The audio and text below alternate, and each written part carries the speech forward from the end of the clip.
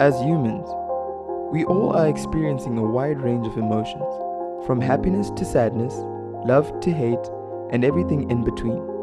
Sometimes life can get tough, and we may find ourselves struggling to cope with the challenges that we are facing.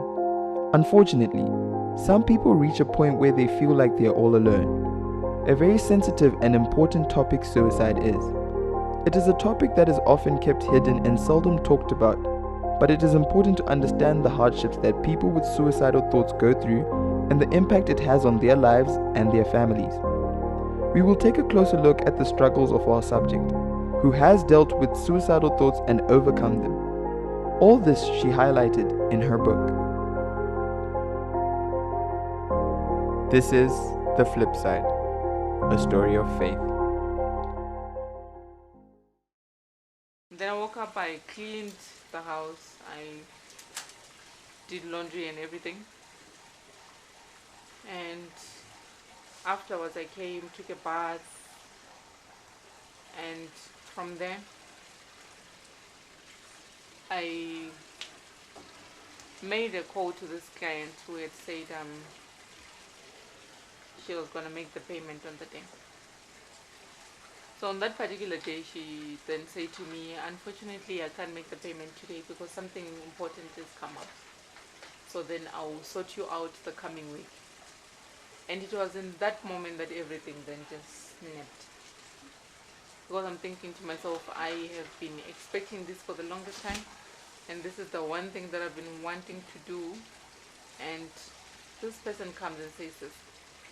So the mental, I don't know what I can call it, or I can call it a switch, but something really went all the way off. And I was sitting there on the bed, and I remember starting to cry, and then thinking to myself, I think this is it. And I remember I heard in my voice, saying very mean things. Like, so you really thought you were that different, like you're going to make a difference, and you just break away from everything and come and make it. So you really believe that. And a whole lot of other things. And in my head, that was just the end. I just stood up, I went to the wardrobe, I looked for a robe. I put it on the bedside. I took an A4 72 page book because I was living with my young brother then. I took one page and I wrote him a letter to apologize because I knew that he was going to be the first person who walked into the house and to find me hanging in there. It's like he had gone to work on that day. And then I wrote another letter to my mom. Yeah.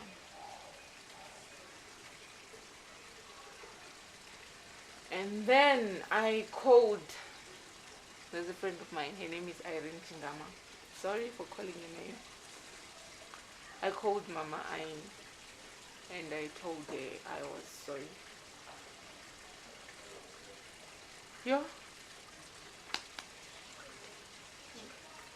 And then she said to me, what's going on? And I remember asking her to apologize to my mom.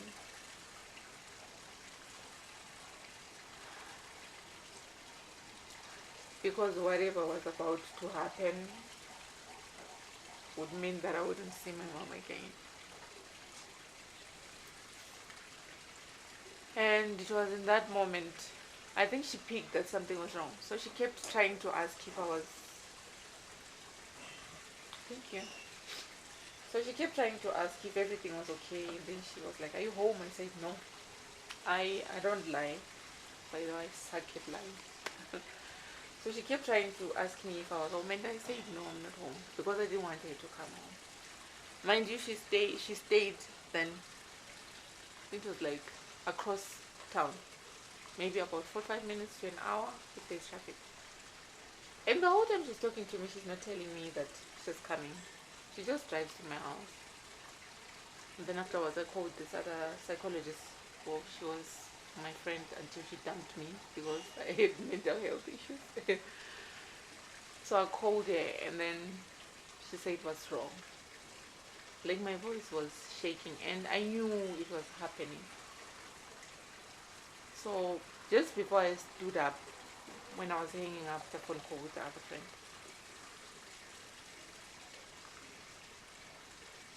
I heard people making noise outside, like asking, "Have you seen the girl who lives here? You know, has has anyone seen her? Like, who's in there?" Because our gate was locked. So as God would have it, the demarcation between us and our neighbors was a very small little fence. So one of Irene's family friends, a male, was there. He's a pastor. So he jumped the fence and then he came in. So as I was jumping the fence, I heard a noise outside and I stood up to go check what's going on. Had that not happened in that moment, they arrived, they maybe come there by like 20 minutes, 30 minutes later, I would not be sitting here today. Most probably there would have been a headline or not. My son would have lost a mom. And those letters I had written, in one of them I had, even with Irene when I was talking to her, I'd asked her to apologize to my son.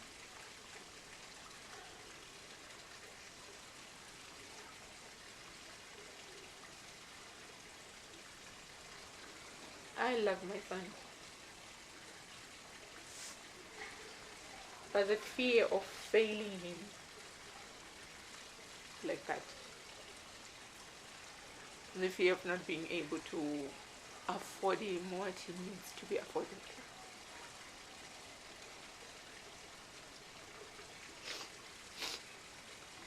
Was what really got me to a place of saying I think he's better off if I'm not there. Maybe he stands a better chance if I'm not there. I did think of my mom. I love my mom dearly and she would do anything to see me happy. But in that moment I felt like really I am failing her. And not being able to express myself to her because I'm thinking I'm worrying her. I get it. And as soon as my friends called her and told her what's going on, she was at work. She dropped everything and the following day she was home at my place.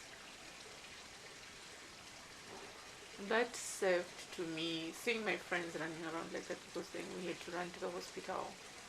They came in and they took care of the bills. We didn't have food. We hadn't had food for like 3 weeks, but no one knew.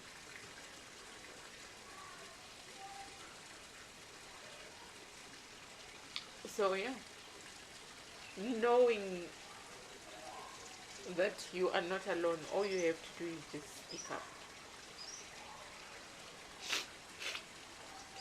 I had to learn this from experience because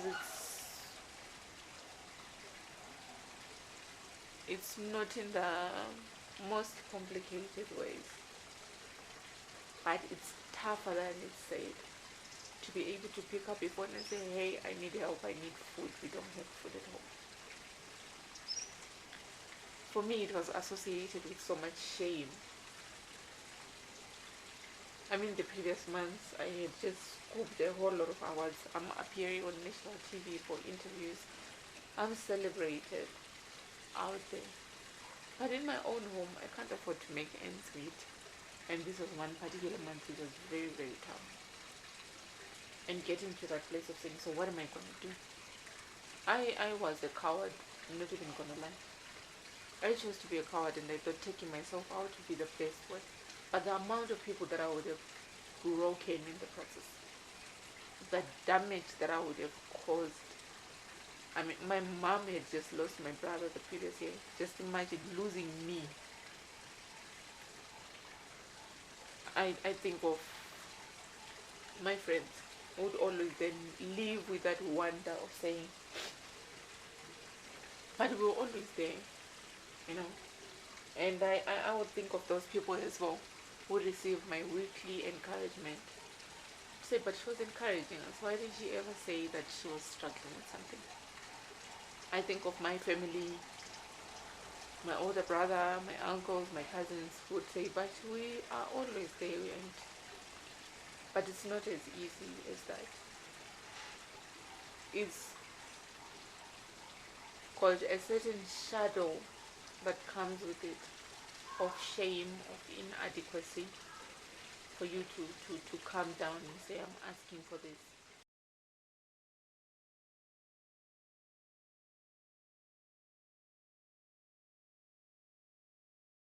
My name is Daniel Tarsai. I'm a registered counseling psychologist with Allied Health Professions Council of Zimbabwe. Suicide, let me first highlight that it's just a myth of a mental health problem. When someone commits suicide, it shows that they will be suffering from severe depression. And depression has got signs and symptoms that are visible. People will start to isolate themselves. People will not be eating. At the peak of depression, they might give prized possessions like a car, like something that they valued very much in their lives. So those are some of the signs and symptoms of depression.